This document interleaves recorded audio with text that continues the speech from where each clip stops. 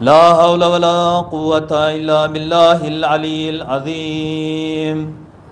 औज़ु बिल्लाहि मिनश शैतानिर लईनिर रजीम। बिस्मिल्लाहिर रहमानिर रहीम। अल्हम्दुलिल्लाहि रब्बिल आलमीन।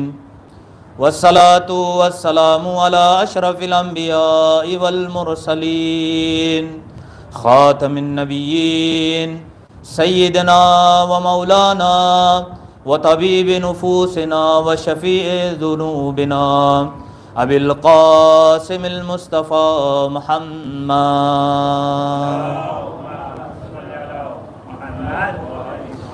वाला अहले बैतिही तय्यबीन ताहिरीन अल मअसूमीन अल्लज़ीना क़ाल अल्लाहु तबारक व तआला फ़ी हक़्क़िहिम व फ़ी फ़ज़लिहिम। बिस्मिल्लाहिर रहमानिर रहीम। इन्नमा युरिदुल्लाहु लियुज़हिबा अन्कुमुर रिज्सा अहलल बैत व युतहिरकुम तत्हीरा।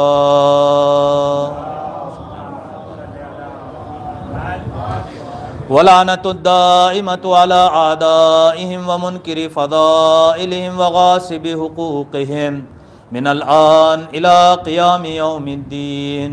अम्मा बादु फ़क़द क़ाल रसूलुल्लाहि सल्लल्लाहु अलैहि व आलिहि व सल्लम मन अहब्बल्लाहु मन अहब्बा हुसैना व अबग़दल्लाहु मन अबग़दा हुसैना।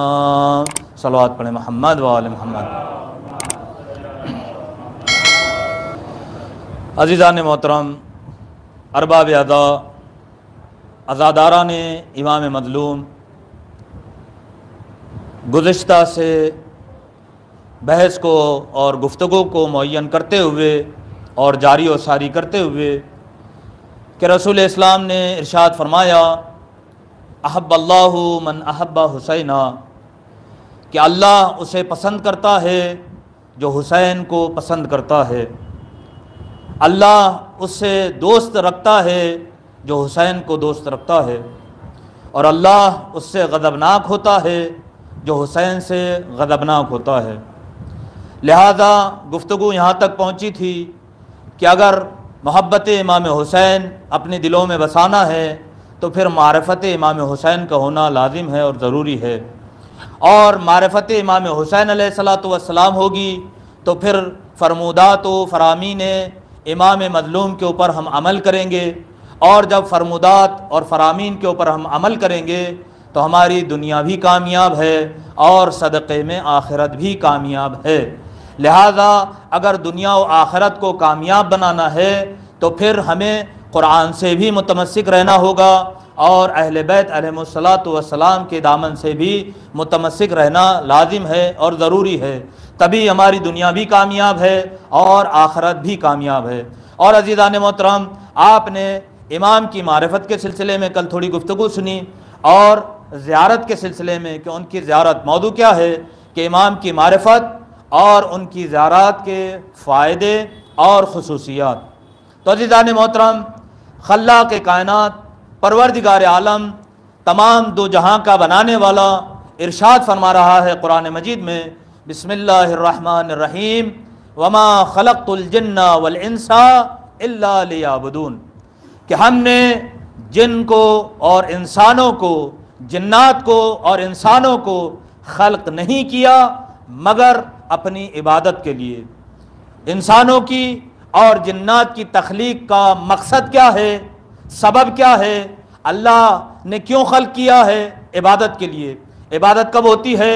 जब मारिफत मुकम्मल हो। अगर मारिफत नहीं है तो फिर अल्लाह की इबादत भी उस लेवल की या उस हिसाब की कि जो अल्लाह चाहता है, रसूल अल्लाह चाहते हैं, अइम्मा मासूमीन अलैहिमुस्सलाम चाहते हैं, वो फिर नहीं हो पाएगी। वो उसी वक्त होगी कि जब हम मारिफत के साथ इबादतों को अंजाम दें। लिहाजा पता चला कि अल्लाह ने हमें जो खल्क़ किया है वो सिर्फ़ और सिर्फ इबादत के लिए, और इबादतें जितनी भी हैं, अगर हम इबादतें करते हैं, अल्लाह ने जितनी इबादतों का अंजाम देने का हुक्म दिया है, अगर अंजाम देता है इंसान तो अल्लाह राज़ी होता है, खुशनूद होता है। और अगर इंसान इबादतों बातों को तर्क कर दे तो फिर अल्लाह गज़बनाक होता है, अल्लाह राज़ी नहीं होता। लिहाजा पता ये चला कि हमें वाजिबात को अंजाम देना है और मुहर्रमात से बचना है, परहेज़ करना है।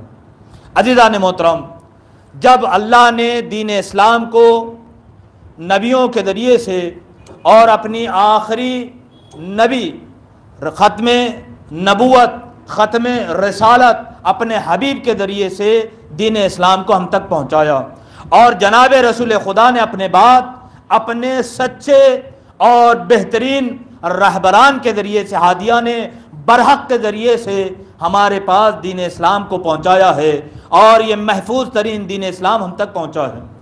लिहाजा दीन इस्लाम क्या है? क़वानीन के साथ है, शराइत के साथ है, कंडीशन है।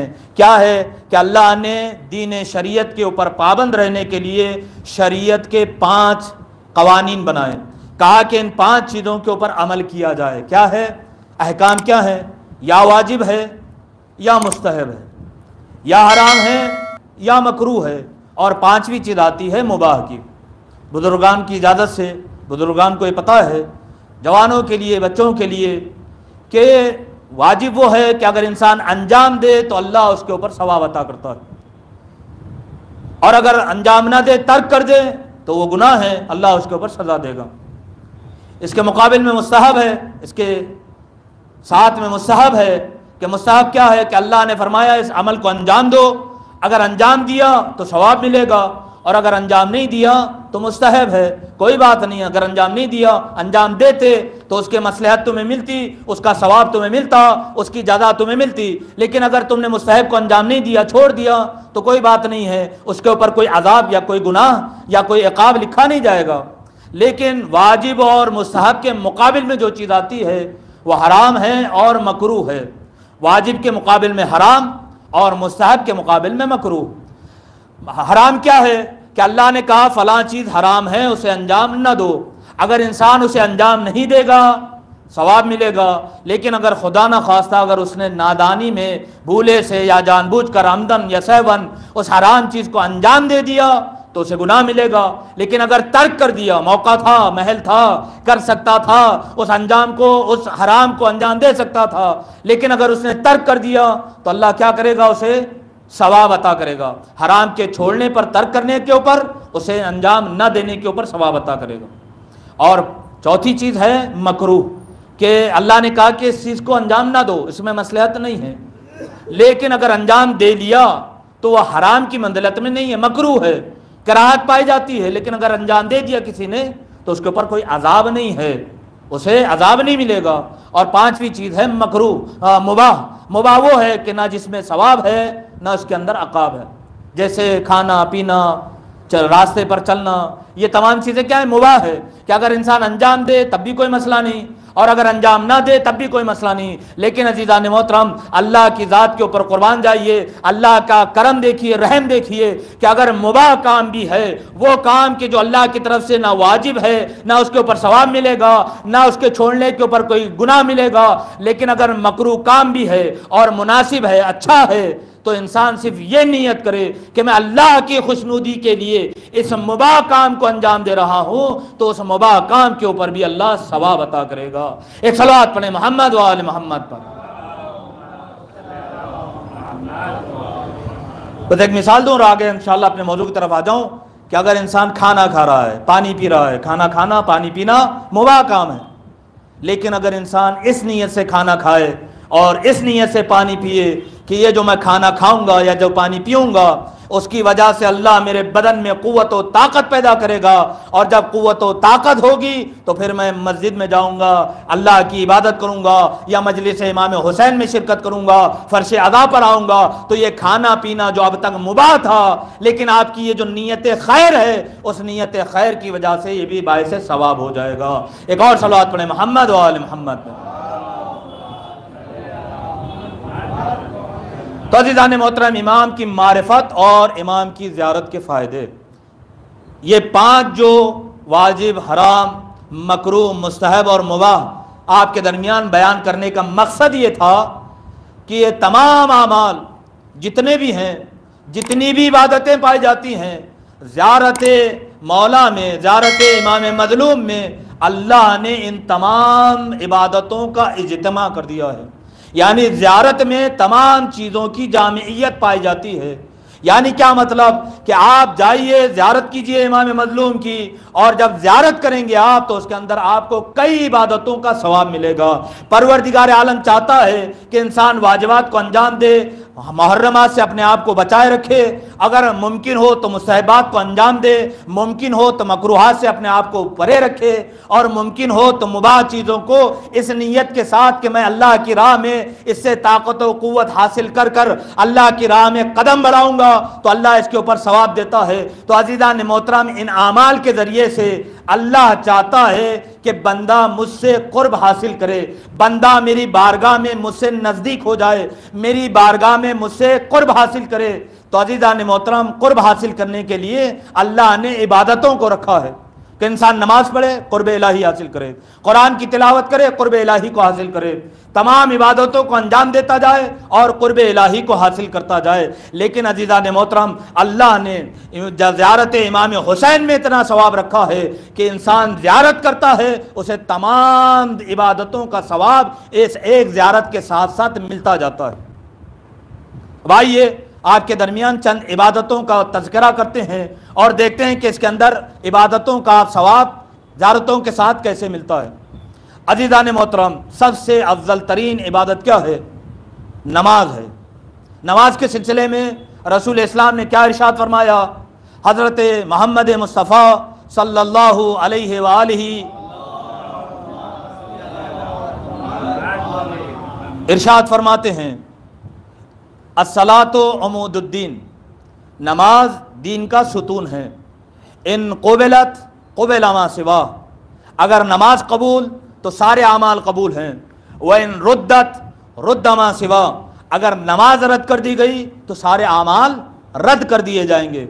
यानी तमाम आमाल का दारोमदार नमाज के ऊपर है कि अगर नमाज कबूल है सारे आमाल कबूल हैं, नमाज अगर रद्द है तो सारे आमाल रद्द हैं। अज़ीज़ान मोहतरम, ये जो अफजल तरीन इबादत है, अगर कोई ज़ियारत के लिए जाता है और इमाम की ज़ियारत करने के बाद अगर इमाम की दरी के करीब, इमाम के रोज़े में, हरम मुबारक में अगर कोई 2 रकात नमाज पढ़ता है तो उस 2 रकात नमाज का 2 जहतों से अलग अलग सवाब मिलता है। एक तो ये है, एक जहत तो ये है कि अगर कोई हरम इमाम में नमाज पढ़ता है, 2 रकात नमाज पढ़ता है, तो अल्लाह की नज़र में हर रकात का सवाब इतना ज़्यादा है कि जिनको शुमार नहीं किया जा सकता। उसकी इंतहा का इल्म फ़कत परवरदिगार आलम को है। ये एक जहत है कि देखिए ज़ियारत इमाम में, ज़ियारत इमाम के फ़ायदे और ख़ुसूसियात में सबसे अफजल तरीन चीज़ ये कि नमाज अगर इंसान पढ़ रहा है तो 1 रकात नमाज का सवाब कई गुना ज़्यादा नमाजों का है कि जिसकी इंतहा अल्लाह को मालूम है, अल्लाह के अलावा किसी को नहीं पता। दूसरी जहत यह है कि परवरदिगार आलम जब कोई हरम इमाम में नमाज पढ़ता है, ज़ियारत करता है, ज़ियारत करके नमाज पढ़ता है, तो परवरदिगार आलम उसे ऐसे 70,000 फरिश्तों के नमाज का सवाब देता है कि जिनमें से हर फरिश्ते की नमाज का सवाब 1 लाख आदमियों की नमाज के बराबर होता है। एक सलावत पढ़े मोहम्मद व आले मोहम्मद पर। अब आप जल्दी से हिसाब लगा लें कि एक नमाज पढ़ी आपने, 70,000 फरिश्तों और मलाइका की नमाज का सवाब मिलेगा। उनमें से हर फरिश्ते की नमाज का सवाब 1 लाख आदमियों की नमाज के बराबर है। लिहाजा आप 70 को 1 लाख से मल्टीप्लाई कर लें, ज़र्ब दे दें, तो जितनी तादाद आएगी उतनी तादाद में अल्लाह आपको एक नमाज पढ़ने का वहाँ पर सवाब अता करेगा। ये तो जामियत हो गई ज़ियारत करने में नमाज की। इसी तरीके से अज़ीज़ान मोहतरम और इबादतों को ले लें। ज़कात, ज़कात के सिलसिले में मिलता है कि अगर कोई इमाम मज़लूम की ज़ियारत करता है तो अल्लाह उसे 1000 ज़कात मकबूला का सवाब अता करता है। कितनी? 1000 ज़कात मकबूला।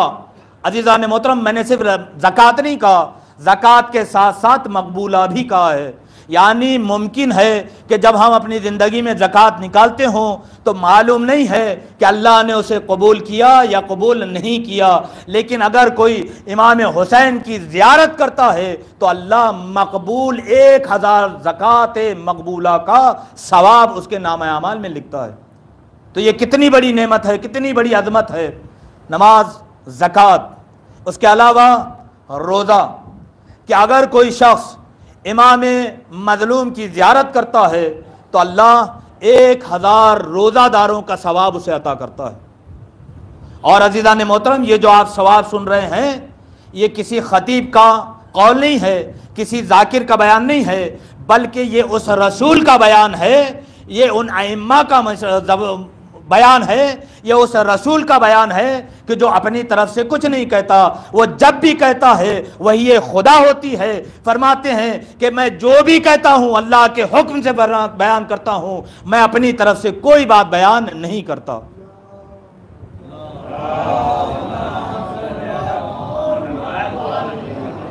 ये तमाम फजीलतें, ये तमाम सवाब रसूल इस्लाम ने बयान की हैं, अइम्मा मासूमीन अलैहिस्सलातु वस्सलाम ने बयान की है कि आप ज़ियारत कीजिए और ज़ियारत का आपको इतना ज़्यादा सवाब है। और अज़ीज़ान मोहतरम, और इबादतों में आ जाइए, सबसे बेहतरीन और इबादत क्या है? हज है, कि हज नमाज से भी ज़्यादा अफजल है। क्यों? क्योंकि हज में नमाज भी शामिल है। कहते हैं कि अगर कोई ज़ियारत इमाम हुसैन अलैहिस्सलातु वस्सलाम करता है तो उसे एक उम्रे का सवाब मिलता है। बाद रिवायतों में है कि उसे एक हज का सवाब मिलता है। बाद रिवायत, दूसरी रिवायतों में यह है कि उसे 10 हजों का सवाब मिलता है, और दूसरी रिवायतों में है 20 हजों का सवाब मिलता है, और रिवायतों को आप देखिए 22 हजों का सवाब मिलता है। इसी तरीके से आप रिवायतों को पढ़ते जाएं तो आपको मिलेगा कि 80 हज का सवाब मिलता है। फिर बाद रिवायतें कहती हैं कि 100 हज का सवाब मिलता है। किसमें? ज़ियारत इमाम मज़लूम में। आप तरतीब से आइए, हमारी रोज़ाना की जो इबादतें हैं वो भी, और जो साल में एक मरतबा हज जो मौसम हज में वाजिब होता है उसमें भी अल्लाह ने ज़ियारत इमाम हुसैन का सवाब रखा है। 1 हज का सवाब, 2 हज का सवाब, 10 हजों का सवाब, 20 हजों का सवाब, 22 हज का सवाब, 80 हज का सवाब, 100 हज का सवाब, यहाँ तक के तादाद बढ़ के जाती है 1 लाख हज का सवाब। और वो हज भी कैसे अज़ीज़ान मोहतरम? सिर्फ हज नहीं बल्कि हज मकबूला का सवाब। वो हज क्या जो अल्लाह की नज़र में कबूल है, जिसे अल्लाह ने कबूल किया है।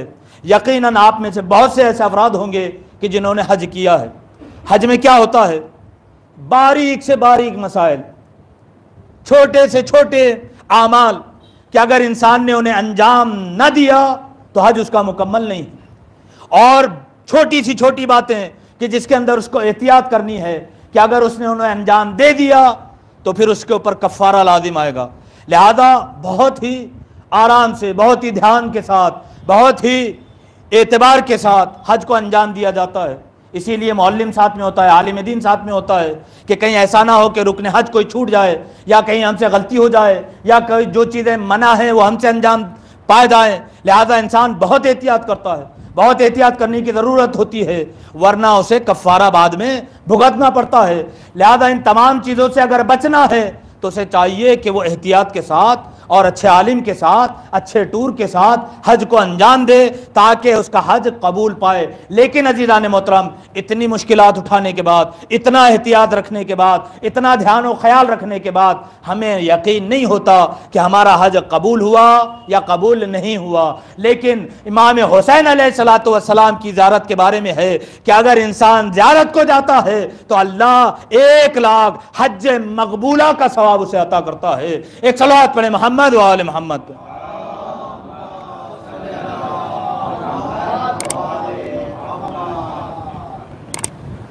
फिर आगे बात बढ़ती है कि रिवायतों में है हज्जतुम मा रसूलुल्लाह सल्लल्लाहु अलैहि वालैहि मकबूलतुन ज़ाकिया, कि अगर कोई ज़ियारत करता है तो उसे उस हज का सवाब मिलता है कि जो गोया उसने रसूल खुदा की हमराही में रसूल खुदा के साथ हज को अंजाम दिया है। यहाँ पे फ़र्क हो गया।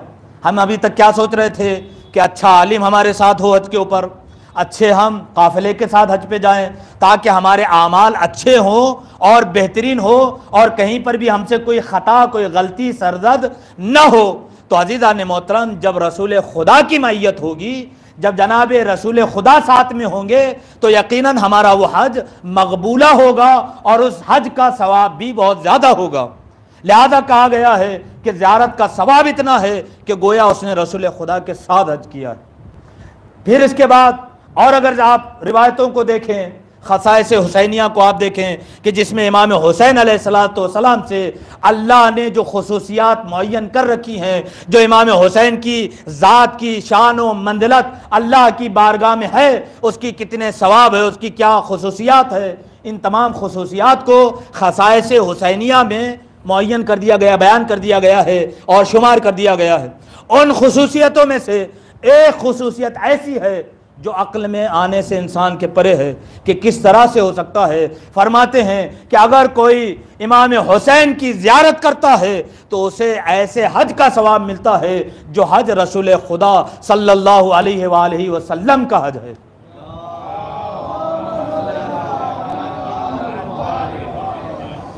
बड़े आराम से अज़ीज़ान मोहतरम में पढ़ रहा हूँ आपके दरमियान में, क्योंकि आप बड़े बेहतरीन अंदाज में सुन रहे हैं। ये कोई मामूली बात नहीं है कि एक मरतबा फरमाया हजों का सवाब 1 लाख हज तक तादाद पहुँचती है वो सवाब। फिर एक मरतबा फरमाया कि ऐसा सवाब कि गोया आपने रसूलुल्लाह के साथ उस हज को अंजाम दिया है। और एक मरतबा ये करें कि गोया आपने खुद रसूल खुदा का जो हज है उसे अंजाम दिया है। दोनों में फ़र्क है। एक मरतबा अगर रसूल खुदा के साथ हज अंजाम दिया जाए वो एक अलग है कि रसूलुल्लाह की हमराई है, रसूलुल्लाह की मौजूदगी है, लेकिन हज हम अपना कर रहे हैं, उनकी हमराई में, उनकी रहनुमाई में हम अपना हज कर रहे हैं। लेकिन जो दूसरी मरतबा कहा कि हज रसूल का सवाब है, इसका मतलब कि जो सवाब रसूल खुदा को खुद हज का मिल रहा है और अल्लाह उन्हें अता कर रहा है, वो सवाब ज़ाहिर इमाम हुसैन को मिलता है। एक सलावत पढ़े मोहम्मद व आले मोहम्मद पर।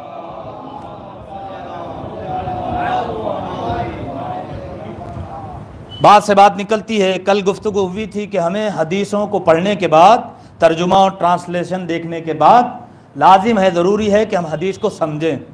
अब कोई जवान कह सकता है, कोई बच्चा कह सकता है, किसी के जहन में ये सवाल आ सकता है कि मौलाना आपने इतनी रिवायतें बयान की, कहीं रिवायत में कहा कि 1 हज का सवाब, एक रिवायत और है कि जब भी इंसान ज़ियारत इमाम हुसैन के लिए घर से निकलता है तो जब कदम उठाता है तो हज मकबूला का सवाब मिलता है, और जब कदम ज़मीन पर रखता है तो उम्र मकबूला का सवाब मिलता है। और कितने कदम हम उठाते हैं, एक ज़ाहिर कितने कदम उठाकर चलता है, अज़ीज़ान मोहतरम कितना सवाब उसे मिलता होगा, अल्लाह उसे शुमार कर सकता है। हम में किसी की ताकत नहीं है कि हम उसे शुमार कर सकें। लिहाजा क्या पता चला कि अगर कोई ये सवाल करे कि मौलाना आपने इतनी रिवायतें बयान कर दी, किसी में 1 हज का सवाब है, किसी में 2 हज का सवाब है, किसी में 10 हज का सवाब है, किसी में 20 हज का सवाब है, किसी में 22, किसी में 80, किसी में 100, किसी में 1 लाख, और आपने कहा कि कहीं कहीं तो ऐसे हज का सवाब है जो रसूलुल्लाह के साथ अंजाम दिया गया हो, कहीं ऐसे हज का सवाब है कि जो गोया खुद रसूल इस्लाम का हज है। तो ये रिवायतों में इख्तिलाफ क्यों है? कहीं पर कुछ तादाद है, कहीं पर कुछ तादाद है, ये तादाद का इख्तिलाफ क्यों है? तो अज़ीज़ान मोहतरम, ये इख्तिलाफ क्यों है? वही आ गई पहली बात कि मारिफत इमाम होना चाहिए। जिसकी जितनी मारिफत होगी, जिसका अल्लाह पर जैसा ईमान होगा, जो मारिफत के मरातिब होंगे, अल्लाह उसे ऐसा ही फिर सवाब अता करेगा। जिसको इमाम हुसैन की जितनी फजीलतों पर यकीन होगा, जितना उनके ईमान पर ईमान होगा, जितनी इनकी विलायत का वो इकरार करता होगा, अल्लाह उसी मरातिब के एतबार से उसे सवाब अता करेगा। एक सलावत पढ़े मोहम्मद व आले मोहम्मद पर।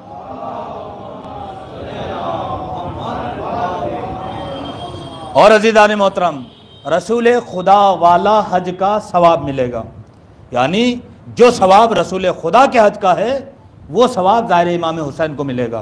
क्यों, किस वजह से, किस बात पे? जनाबे ख़त्मी मर्तबत की शख्सियत ज़ात वो है कि जिसे अल्लाह ने इस्तिफ़ा किया है और फिर मुस्तफ़ा बनाया, जिसे अल्लाह ने इर्तिदा किया है फिर मुर्तज़ा बनाया, जिसे अल्लाह ने इज्तिबा किया है, फिर मुज्तबा बनाया। वो रसूल कि जो सब कुछ हो सकता है, लेकिन हमारी और तो आपकी तरह बशर नहीं हो सकता, तमाम कमालात उनके अंदर पाए जाते हैं, तमाम फजीलतें पाई जाती हैं। तो अल्लाह कह रहा है कि उनका जो हज का सवाब है वो ज़ाहिर इमाम हुसैन को सवाब मिलेगा। वजह क्या है? हम गौर करें, फिक्र करें कि किस वजह से ज़ाहिर इमाम मजलूम को उसका सवाब मिलेगा, उस हज का सवाब मिलेगा। तो अज़ीज़ान मोहतरम, रिवायतों में यह है कि चूँकि फिर वही बात आ जाती है मारिफत वाली कि चूँकि जनाब रसूल खुदा हज़रत मोहम्मद मुस्तफ़ा सल्लल्लाहु अलैहि वसल्लम इमाम हुसैन से बेइंतहा मोहब्बत करते थे। इमाम हुसैन की मोहब्बत रसूल इस्लाम के दिल में बसी हुई थी, रची हुई थी। और इमाम हुसैन की मोहब्बत इतनी थी कि वाक़यात आपने सुन रखे हैं कि जब जनाब रसूल खुदा हत्ता अगर सजदे इलाही में भी होते थे और अगर पुश्त पर इमाम हुसैन सवार हो जाते थे तो हुसैन की मोहब्बत में हुक्म इलाही से रसूल अल्लाह अपने सजदे को तूल देते थे। हुसैन से रसूल अल्लाह बहुत मोहब्बत करते थे, यहाँ तक कि फरमाया कि अगर अल्लाह उससे मोहब्बत करता है जो हुसैन से मोहब्बत करता है तो पता चला कि चूंकि रसूल के दिल में, रसूल के कल्ब में हुसैन की मोहब्बत होती है और अगर कोई ज़ाहिर इमाम हुसैन हुसैन की मोहब्बत को अपने दिल में रचाता है, अपने दिल में बसाता है और उस मोहब्बत हुसैन वाले दिल से अगर वो ज़ियारत करता है तो गोया ऐसे ज़ाहिर का दिल इमाम हुसैन की मोहब्बत में होने वाले ज़ाहिर का दिल रसूल इस्लाम के दिल के मुशाबे है, रसूल इस्लाम के कल्ब के मुशाबे है। तो लिहाजा जो अल्लाह इमाम हुसैन की ज़ियारत का सवाब अता करता है वो सवाब होता है जो जनाब रसूल खुदा के हज का सवाब है। एक सलावत पढ़े मोहम्मद व आले मोहम्मद।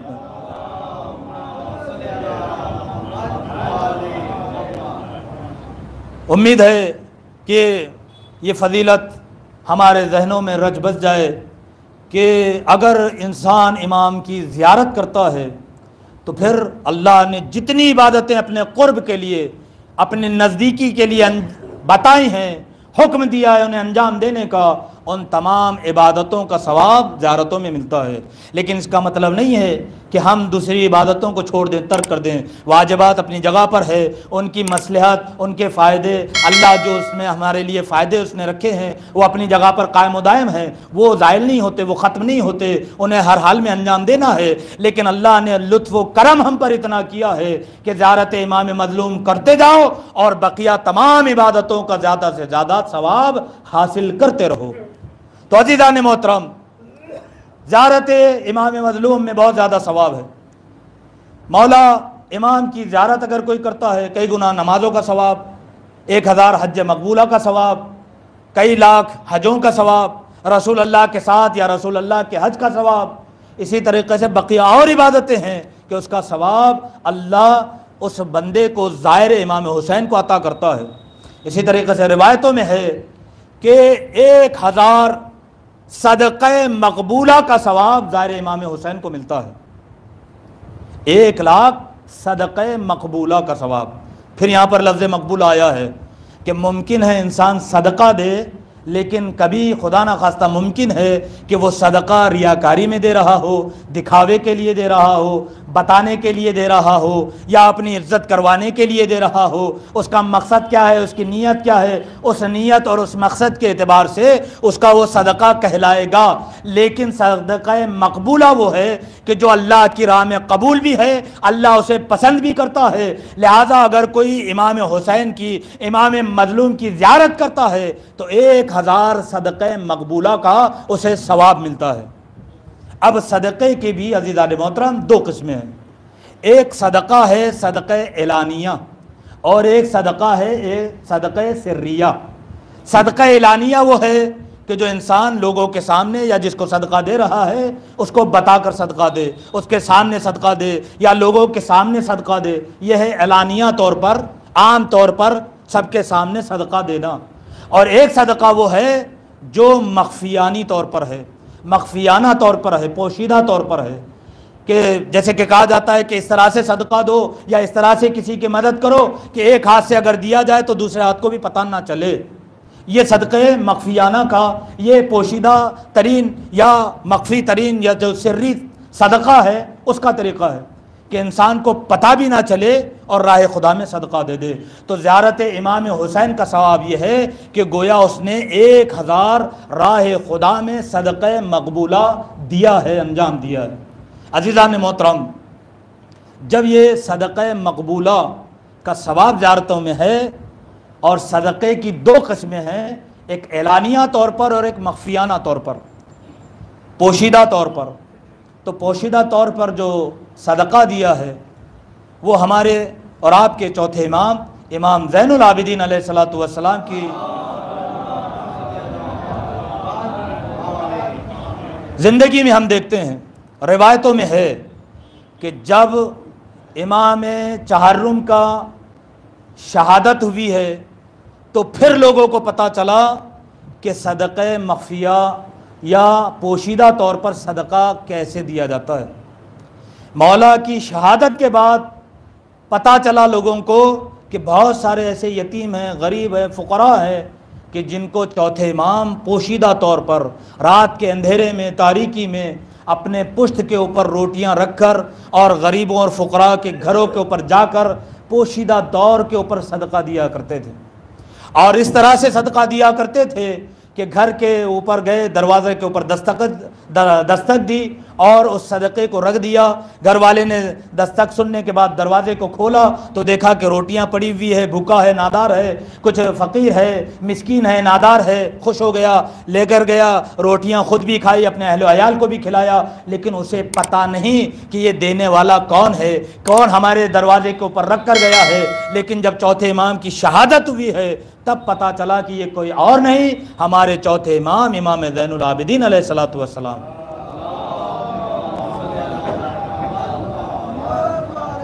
रिवायतों में यहाँ तक है, अबू हमज़ा सिमाली इरशाद फरमाते हैं। अबू हमज़ा सिमाली कौन है? अबू हमज़ा सिमाली वो हैं कि जिन्होंने बहलूल दाना की तरह कई अम्मा का दौर देखा है। और माह रमज़ान में जो दुआएं अबू हमज़ा सिमाली पढ़ी जाती है इन्हीं से मरवी है। अबू हमज़ा सिमाली फरमाते हैं कि मौला इमाम सज्जाद अपनी पुश्त के ऊपर रोटियों का ढेर लेकर गठरी बनाकर अपनी पुश्त के ऊपर रखते थे और रात की तारीकी में निकल कर पोशीदा तौर पर सदक़े में वो रोटियां फ़ुक़रा और यतीमों में तकसीम कर देते थे। और कई सालों तक ये चलता रहा है। और इमाम जब फ़ुक़रा के दरमियान में ये तकसीम करते थे तो ये भी बयान करते थे कि देखो, पोशीदा तौर पे जो सदका दिया जाता है वो अल्लाह के गैज़ व ग़ज़ब को ख़ामोश कर देता है। अगर कोई छुपे हुए सदक़े को और पोशीदा तौर पर सदक़े को देता है तो अल्लाह का गैज़ व ग़ज़ब, अल्लाह का गुस्सा ख़ामोश हो जाता है, अल्लाह नरम दिल हो जाता है, अल्लाह का गुस्सा नरम हो जाता है और अल्लाह का गुस्सा ख़त्म होकर अल्लाह राज़ी हो जाता है। अबू हमज़ा सिमाली से ये रिवायत है।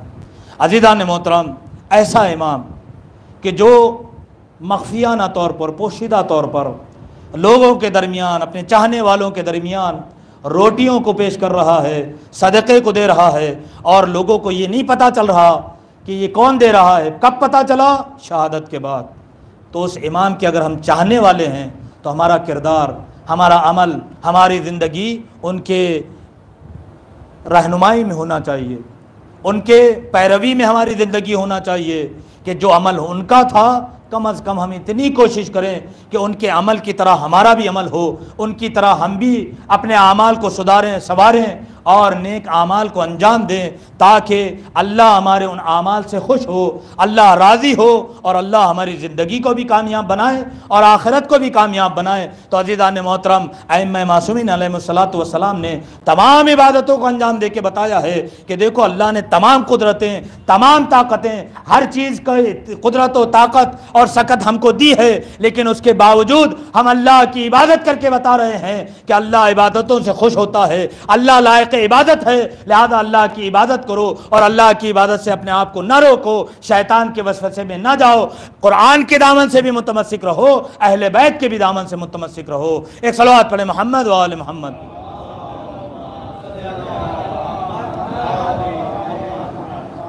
चौथे इमाम अलैहिस्सलातु वस्सलाम कम सनी का आलम है, और हज बैतुल्ला, हज की जो आपने इतनी फजीलत सुनी और इतना सवाब के ज़ाहिर इमाम हुसैन को कितना सवाब मिलता है। कम सिनी का आलम है और हज के लिए निकले हुए हैं। उस ज़माने में इब्राहिम अदहम नाम का एक बहुत बड़ा आरिफ शख्स था, बहुत बड़ा और अफा में उसका शुमार होता था, और उसने अपनी ज़िंदगी में कई हज पैदल किए हैं, पैदा हजों को अंजाम दिया है। एक मरतबा वो इसी तरीके से पैदल हज के लिए निकला और एक काफ़िले के साथ वो हज के लिए उसने चलना शुरू किया। चलते चलते एक मकाम आया, एक सहरा आया, और इब्राहिम अदहम ने सोचा कि मैं थका हुआ हूँ, लिहाजा मैं थोड़ी देर के लिए आराम करता हूँ और आराम करने के बाद फिर मैं अपना हज का सफ़र जारी रखूँगा। जब वो आराम के लिए लेटा तो उसे नींद लग गई, आँख लग गई, सो गया, और इतनी देर तक के सोता रहा कि काफ़िला तैयार हुआ और चला भी गया और उसे पता नहीं चला। जब वो नींद से बेदार हुआ है तो उसने देखा कि काफ़िला तो जा चुका, अब वो यक्का तन्हा रह गया है।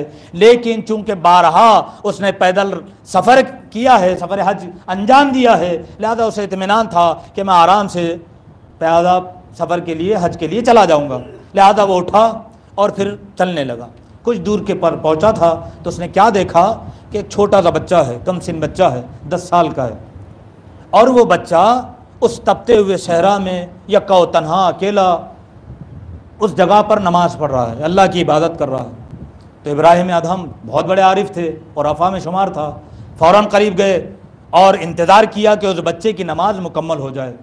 जब उस बच्चे की नमाज़ मुकम्मल हुई तो इब्राहिम अदहम सामने गए, कहा कि ऐ शहज़ादे, आपका सिन तो बहुत छोटा है और आपके ऊपर नमाज तो वाजिब भी नहीं है, लक्को दक सहरा है, अकेले हो, तन्हा हो, न कोई सवारी है, न कोई साथ में काफ़िला है, तुम यक्का तन्हा हो, कमसिन हो, और वो भी अल्लाह की इबादत नमाज पढ़ रहे हो, अंजाम दे रहे हो, तो ये माजरा मेरी समझ से बाहर है, तो ये तुम क्यों कर रहे हो? तो उस कमसिन बच्चे ने, 10 साल के बच्चे ने बेहतरीन आक़िलाना जवाब दिया कि इब्राहिम अदहम हैरान रह गया, शर्दर रह गया। वो बच्चा कहता है कि ए इब्राहिम अदहम, ऐ शख्स, क्या तू कभी कब्रिस्तान गया है? तो उसने कहा कि हाँ, मैं कब्रिस्तान गया हूँ। तो कहा कि क्या तूने कब्रिस्तान में आने वाली मैयतों को देखा है, जनाज़ों को देखा है? तो इब्राहिम अदहम कहता है कि हाँ, वो भी देखा है। तो कहा कि बताओ, जो आने वाली मैयतें होती हैं, जनाजे होते हैं, तो क्या वो सिन रसीदा होते हैं, बूढ़ों की मैयतें आती हैं, या जवानों की और बच्चों की भी तुमने मैयतें देखी हैं? तो उसने कहा कि हाँ, मैंने बड़ों की भी देखी है, बूढ़ों की भी देखी है, जवानों की भी मैयतों को देखा है, बच्चों की भी मैयतों को देखा है। यानी मौत का वक्त अल्लाह की तरफ से मुअय्यन है, वो उम्र का कोई लिहाज व पास नहीं रखता। मलकुल मौत को जब अल्लाह हुक्म करता है तो मलकुल मौत जिसका अल्लाह ने हुक्म दिया है उसकी रूह को कफ़ज़ अंसुरी से ले लेता है, खींच लेता है, कब्ज़ कर लेता है। तो अज़ीज़ान मोहतरम, वो कमसिन बच्चा कहता है कि इब्राहिम अदहम, जब तुमने ये देखा है कि कोई सिन्नो साल का फ़र्क नहीं है, किसी को भी मौत आ सकती है और वो कब्र में जा सकता है, तो मैं ये चाहता हूँ कि मेरा सिन कम है, अल्लाह की इबादत अभी मुझ पर वाजिब नहीं है, मैं बालिग नहीं हूँ, लेकिन मैं चाहता हूँ कि कल जब नमाज गुजारों की फहरिस्त बने, नमाज गुजारों की फहरिस्त में शुमार हो, तो मेरा भी शुमार हो, और अल्लाह ये समझे और ये देखे कि ये बच्चा भी, ये कमसिन भी उस फहरिस्त में शामिल है। लिहाजा नमाज का इतना ज़्यादा सवाब है कि मैं नहीं चाहता कि अगर मबादा मुझे मौत आ जाए तो मैं इस फजीलत से बेबहरा रह जाऊं, वो फजीलत मुझे ना मिले और उस फजीलत के बगैर मेरी मौत हो जाए। एक सलावत पढ़े मोहम्मद व आले मोहम्मद। अज़ीज़ान मोहतरम, वक्त बहुत तेज़ी से गुजर रहा है, बड़ी सूरत के साथ, कि इब्राहिम अदहम इस जवाब को सुनकर शर्दद रह गया कि कमसिन बच्चा, इतना छोटा सा बच्चा, और इतना अक़िलाना जवाब उसने दिया है। तो फ़ौरन इब्राहिम अदहम ने दूसरा सवाल किया कि लक़्क़ुदक सहरा है, बेयाबान है, तुम यक्का तन्हा हो, तुम्हारी कोई सवारी भी नहीं है, खाने पीने का कोई इंतज़ाम भी नहीं है, ज़ायद रहा भी नहीं है, ये सब क्या है, क्या माजरा है, कहाँ जाना चाहते हो, कहाँ से आए हो? तो उस बच्चे ने कहा कि मैं हज बैतुल्लाह का इरादा रखता हूँ, मेरा मकसद मकसूद वो है, और जो तुम मेरी सवारी की बात कर रहे हो तो ये मेरे दोनों कदम मेरी सवारी है, और मेरी ज़ाद राह खाने पीने की फ़िक्र कर रहे हो तो उसकी फ़िक्र ना करो, अल्लाह मुझे अपनी तरफ से रिज़्क़ अता करता है। इब्राहिम अदहम कहता है कि अभी ये बच्चे की बातें हो रही थी तो मैंने देखा कि एक खूबसूरत सा जवान आया, और वो जवान आने के बाद जब उसके पास हमने देखा तो क्या देखा, खाने पीने की अशिया है। उस जवान ने उस सहरा में उस जगह खाने पीने की चीज़ों को ज़मीन के ऊपर रखा, दस्तरखान बिछाया, उन नेमतों को उसके ऊपर सजाया, आया और फिर उस बच्चे से कहा, उस कमसिन से कहा कि आइए तनावुल कीजिए, और उस बच्चे ने खाना तनावुल किया। तो बाद में जब वो बच्चा खाना तनावुल कर चुका, ये जवान जब तमाम चीज़ों को समेट कर जाने लगा, तो मैंने फ़ौरन, मामला पहले ही समझ में नहीं आ रहा था, मैं हैरान था, परेशान था, मैंने फ़ौरन उस जवान को पकड़ लिया और पकड़ने के बाद पूछा कि आप कौन हैं, आप कहाँ से आए हैं? अभी तक तो आप थे नहीं, ये बच्चा था, ये बच्चा कौन है, आप कौन हो, कहाँ से आए हो? तो फ़ौरन वो आने वाला कहता है कि क्या तूने नहीं समझा?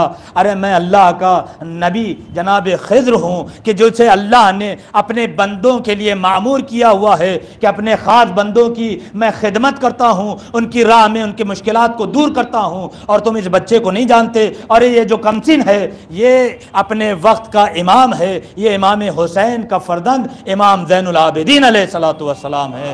एक सलात पढ़े मोहम्मद वाले। तो अज़ीज़ान मोहतरम, जब ये बात वाज़ेह हो गई कि इमाम का सिन बहुत कम है, बालिग भी नहीं है, वाजिबात उनके ऊपर मुअय्यन नहीं है, लेकिन उसके बावजूद इमाम ये बताना चाह रहे हैं अगरचे सिन कम है, लेकिन चूँकि क़ुर्ब इलाही चाहिए, अल्लाह की मारिफत चाहिए, हक़ उबूदियत चाहिए, खिलकत का जो हकीकी हक़ है उसको अगर अदा करना है तो अल्लाह की इबादत को अंजाम देना है, चाहे फिर सिन कोई भी हो। हमें इस तरह से आदतें करनी है कि जब हम सिन हमारा वो हो जाए तो फिर हम इबादतों से दूर ना रहें। क्यों? क्योंकि हमें उन चीज़ों को पसंद करना है कि जिन्हें अइम्मा मासूमीन अलैहिस्सलातु वस्सलाम ने पसंद किया है, और अइम्मा मासूमीन अलैहिस्सलातु वस्सलाम पसंद ही नहीं करते मगर वो पसंद करते हैं जो अल्लाह पसंद करता है। एक सलावत और पढ़े मोहम्मद व आले मोहम्मद। अज़ीज़ान मोहतरम, आपकी रहमतों को तमाम किया। इमाम मज़लूम का वतीरा क्या था कि रात की तारीकी में, अंधेरे में मख्फी तौर पर, पोशीदा तौर पर निकलते थे, फ़कीरों को, नादारों को, यतीमों को सदका देते थे, उन्हें खाना खिलाते थे, और इमाम मज़लूम किसी को भूखा प्यासा तन्हा नहीं छोड़ पाते थे। और ये बात कब पता चली? जब इमाम की शहादत हुई है। अज़ादारो, जिस इमाम का वतीरा ये है, जिस इमाम का अखलाक ये है कि वो किसी को भूखा नहीं देख सकता, वो किसी को प्यासा नहीं देख सकता, उस इमाम ने करबला में अपने मज़लूम बाप इमाम हुसैन अलैहिस्सलातु वस्सलाम को कैसे देखा होगा कि जो ज़ालिमों के सामने अपने शिशमाह अली असग़र के लिए पानी को तलब कर रहे हैं और पानी मांग रहे हैं। हाँ आज़ादारो, अल्लाह किसी गम में ना रुलाए सिवाय गम मज़लूम इमाम हुसैन में। हाँ आज़ादारो, इमाम हुसैन ने कितनी मुसीबतों को अपने ऊपर लिया है। क्यों? कि दीन बच जाए, नाना का दीन महफूज रहे, हम तक हकीकी दीन पहुँच जाए, हम अल्लाह के दीन के ऊपर कायम व दायम रहे। लिहाजा हम पर भी ज़रूरी है कि अल्लाह ने हमें खल्क ही किया है आज़ादारी इमाम हुसैन के लिए, हुसैन के ऊपर गिरिया उजारी करने के लिए। क्यों अज़ीज़ो, आज़ादारो, इमाम हुसैन के ऊपर इतनी मुश्किलात और इतनी मुसीबतें टूटी हैं कि कोई और दिल उन मुसीबतों को, उन मुश्किलात को बर्दाश्त नहीं कर सकता। हाँ आज़ादारो, करबला में कौन सी ऐसी मुसीबत है कि जो इमाम हुसैन के ऊपर ढाई न गई हो, जो इमाम मज़लूम के ऊपर तोड़ी न गई हो। हाँ आज़ादारो, इमाम मज़लूम इमाम हुसैन अलैहिस्सलातु वस्सलाम ने पूरा करबला का आशूर का दिन गुजर गया, तमाम मुसीबतें, तमाम मुश्किलात आशूर की गुजर गईं, लेकिन इमाम हुसैन ने कोई मोजज़ा नहीं दिखाया। लेकिन जब कूफा पहुँचे हैं तो इमाम हुसैन ने बाज़ार कूफा में एक मोजज़ा ज़रूर दिखाया है। वो मोजज़ा क्या था कि इमाम हुसैन का सरे मुबारक तन से जुदा है, नेज़े के ऊपर आविदा है। और जब इमाम मज़लूम ने नेज़े से ये देखा कि बाज़ारे कूफा में तमाशाई चारों तरफ हैं और बेपर्दा माओ बहनों के सरों पर नज़र कर रहे हैं, तो एक मर्तबा सरे इमाम हुसैन ने तिलावत कुरान शुरू कर दी। ये मोजदा इमाम हुसैन का है। ऐ मौला, ऐ आका, आपने ये जो मोजदा बयान किया है, ये जो मोजदा दिखाया है, आपने ये मोजदा उस वक्त नहीं दिखाया कि जब सकीना को पानी की ज़रूरत थी। ऐ आका, ऐ मौला, आपने ये मोजदा उस वक्त नहीं दिखाया कि जब हज़रत अब्बास के दोनों शाने कलम हो गए। ऐ आका, ऐ मौला, आपने ये मोजदा उस वक्त नहीं दिखाया कि जब जनाब अली अकबर के कलेजे में बर्छी लगी, ऐ मौला आपने किसी और मुसीबत के ऊपर कोई और मौजदा नहीं दिखाया। ऐ मौला आप उस वक्त कोई मौजदा दिखाते कि जब जनाब कासिम अभी जिंदा है, ज़मीन करबला पर आए, इधर के घोड़े उस तरफ से तरफ चलते हैं, उस तरफ के घोड़े इस तरफ आते हैं, कासिम का लाशा पामाल हो रहा है। ऐ मौला आपने कोई मौजदा उस वक्त नहीं बताया कि जब सकीना के रुखसारों पर शिमरे लई तमाचे लगा रहा है। ऐ मौला, ऐ आका, आपने उस वक्त कोई मौजदा क्यों नहीं दिखाया? अब बाजार कूफा में मौला आप अपने सर मुबारक से ये मौजदा दिखा रहे हैं कि कटा हुआ सर तिलावत कुरान मजीद कर रहा है। ऐ आका, आखिर इस मौजदे की वजह क्या है? अब ये मौजदा क्यों है? अजब नहीं कि मौला हुसैन कहे कि अरे अब्बास के शान कलम हो जाना ये हुसैन के लिए बर्दाश्त है, हुसैन के लिए ये मुसीबत बर्दाश्त है कि अली अकबर के सीने में बर्छी लगाई गई। हुसैन के लिए ये मुसीबत भी बर्दाश्त है कि शिशमाए अली असगर के गुलूए मुबारक पर हरमुला का तीर चलाया गया। लेकिन ऐ अज़ादारो, हुसैन के लिए ये काबिले बर्दाश्त नहीं है कि रसूल ज़ादियाँ बाज़ारे कूफा और शाम में बगबरैना सर हो, चादर ज़लैनों ने छीन ली है और लई तमाशा कर रहे हैं और नवासिए रसूल की तरफ नजर कर रहे हैं। यह हुसैन को बर्दाश्त नहीं है। लिहाजा हुसैन ने तिलावत करके बताया, ऐ लईनो, मैं नवासे रसूल कटे सर से कुरान की तिलावत कर रहा हूँ। यहाँ देखो रसूल ज़ादियों की तरफ उनकी बेपर्दगी पर तमाशाई न